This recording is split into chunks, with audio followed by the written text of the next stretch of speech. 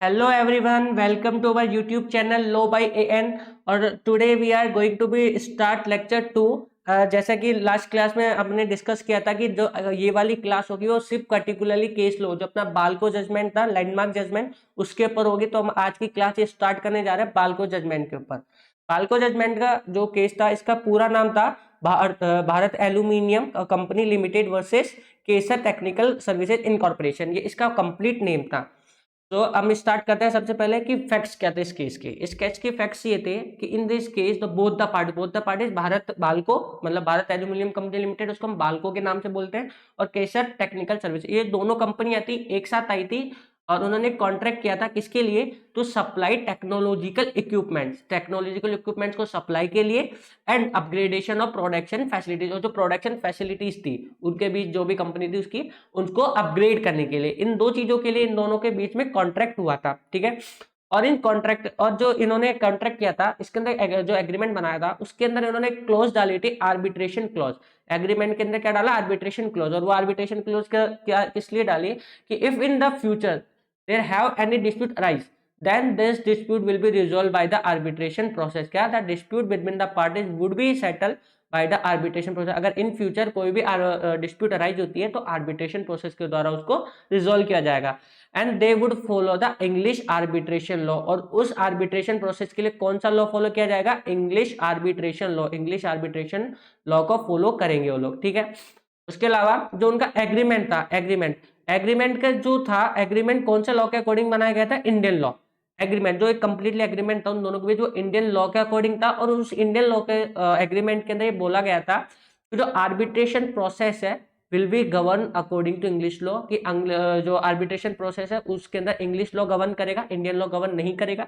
और आर्बिट्रेशन जो वेन्यू है, आर्बिट्रेशन के लिए वेन्यू है, उन्होंने डिसाइड किया London, London will be the arbitration venue for the arbitration process. ठीक है।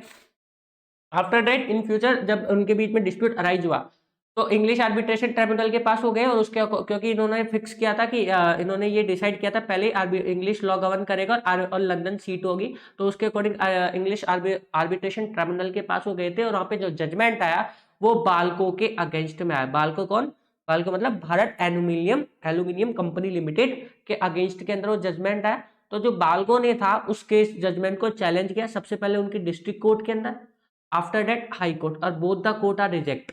दोनों कोर्टों ने ये कह के मना कर दिया क्योंकि आपका आर्बिट्रेशन इंटरनेशनल आर्बिट्रेशन है और आपने ये डिसाइड किया था कि इंग्लिश लॉ प्रिवेल करेगा, इंडियन लॉ उसके अंदर गवर्न नहीं करेगा और लंदन सीट होगी। तो हाई कोर्ट और डिस्ट्रिक्ट कोर्ट दोनों के पास, मतलब अपने इंडियन कोर्ट के पास ये पावर नहीं है इसके अंदर कोई भी इंटरमीडिएट प्रोवाइड करवाने का। ठीक है। Sorry. And both the court are rejected it. ठीक है। आफ्टर दैट बाल्को ने अपील की, कहां पे अपील की, made before the supreme court of India, under the supreme court, before the supreme court of India Balco ने अपील की थी। ठीक है। क्योंकि ये जजमेंट उनके अगेंस्ट में आता है इंटरिम मीजर्स के लिए। तो इस केस के अंदर बेसिकली जो रेज किया गया था इशू वो ये था कि क्या जो कोर्ट्स है, इंडियन कोर्ट्स है, under section 9 can they provide interim measures, under section 9 can they provide interim measures. तो और सेकंड बात कि इंटरनेशनल सिनेरियो है, तो इंटरनेशनल सिनेरियो में क्या, first part of the arbitration and conciliation act, arbitration conciliation act का जो पार्ट फर्स्ट है क्या वो प्रिवेल कर सकता है, प्रिवेल मतलब वो इसके अंदर कोई भी इंटरमीडिएट प्रोवाइड कर सकता है, क्योंकि पार्ट फर्स्ट पर्टिकुलरली सिर्फ डोमेस्टिक आर्बिट्रेशन से डील करता है। तो ये रेस इशू किए गए थे। और जैसा कि लास्ट वाला केस था, इससे पहले जो केस हेल्ड हुआ था वो था भाटिया इंटरनेशनल वाला केस। उस केस के अंदर क्या बोला गया था, सुप्रीम कोर्ट ने ये किया था, और उस केस में कोर्ट ने ये बोला था कि अगर चाहे से सीट आउटसाइड इंडिया हो, मतलब इंटरनेशनल आर्बिट्रेशन के केस में भी पार्ट फर्स्ट जो है आर्बिट्रेशन एंड कंसिलिएशन एक्ट का वो ऑटोमेटिकली अप्लाइड माना जाएगा जब तक कि आप एक्सप्रेसली या इम्प्लाइडली उसको एक्सक्लूड ना करो। ये भारतीय इंटरनेशनल वाले केस के अंदर बोला गया था, और एक बार फिर से इस इश्यू को रेज किया गया बाल्को वाले जजमेंट में। और इस केस में क्या हुआ, जो सुप्रीम कोर्ट ने था वो इस केस के अंदर सुप्रीम कोर्ट ने ओवर रूल्ड कर दिया जजमेंट को, कौन से भारतीय इंटरनेशनल वाले केस के जजमेंट को सुप्रीम कोर्ट ने ओवर रूल्ड किया। और सुप्रीम कोर्ट ने देखो 4 रीजनिंग दी, वो क्या बोली, सबसे पहले court observed that part first of the arbitration and conciliation act 1996 will apply only to domestic award under section 2 clause 7 of this act।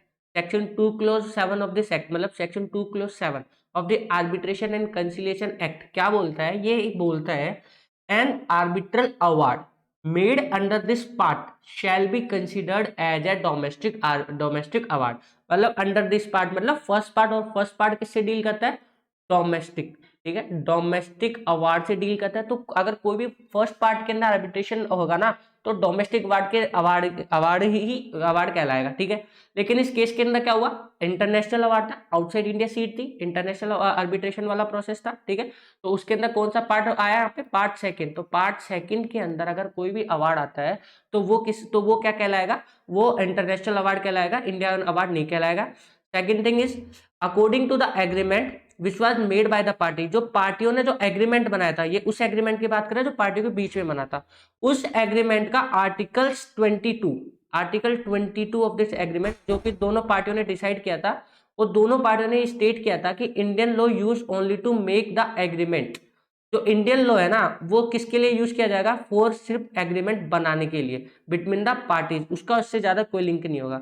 और इसी उन दोनों के बीच जो एग्रीमेंट होता है उसी का आर्टिकल 17 क्लोज 1 ये बोलता है कि this agreement was stated that only English law will be use for the arbitration process, कि आर्बिट्रेशन प्रोसेस के लिए कौन सा लॉ यूज किया जाएगा? इंग्लिश लॉ, ठीक है। ये उन्होंने स्पेसिफिकली मेंशन किया था इसके अंदर। Sorry just guys, just 1 minute please.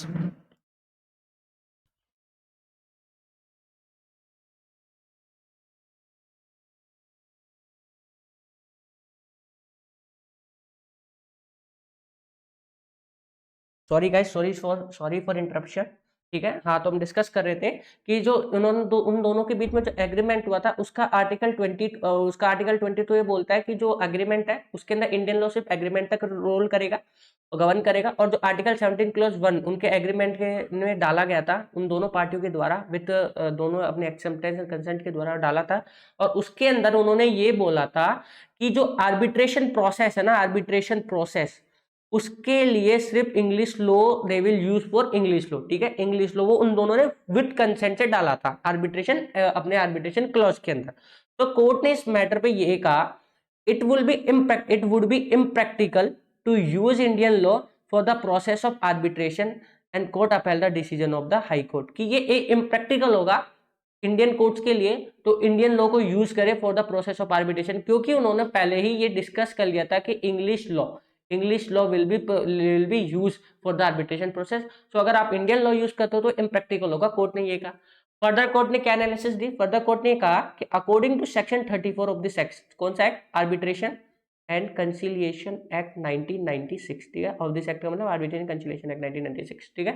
तो कोर्ट ने कहा कि according to section 34 of this act Indian court can not be interfere between the awards of international cases. International arbitration cases के अंदर सेक्शन 34 ये बोलता है कि इंटरनेशनल आर्बिट्रेशन केसेस के अंदर कोर्ट के पास ये राइट नहीं है इंटरफेयर करने का, क्योंकि ये इंटरनेशनल आर्बिट्रेशन वाला प्रोसेस है। तो कोर्ट ने बोला कि कोर्ट के पास कोई राइट नहीं है इंटरनेशनल केसेस के अंदर इंटरफेयर करने का। और जो लास्ट कोर्ट ने ये बोला, कोर्ट ने ये हेल्ड किया कि the part first of this act do not apply to international cases and no relief would be provided to the parties of the international arbitration। part first of this act जो कि भारतीय international वाला जो case था, हाँ मैं बताऊं, भारतीय जो इंटरनेशनल वाला केस था, भारतीय इंटरनेशनल, इस केस के अंदर ये बोला गया था जो पार्ट फर्स्ट है ना, पार्ट फर्स्ट को ऑटोमेटिकली अप्लाई माना जाएगा, जो कि इस केस के अंदर लास्ट में कह दिया गया कि जो पार्ट फर्स्ट है उसको अप्लाई नहीं माना जाएगा। कौन से केसों के अंदर? इंटरनेशनल आर्बिट्रेशन के केस के अंदर,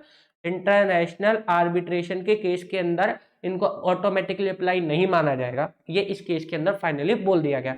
तो ये था हमारी आज की क्लास, थी। I hope you all will understand BALCO judgment और I hope you all will understand about this. Thank you guys.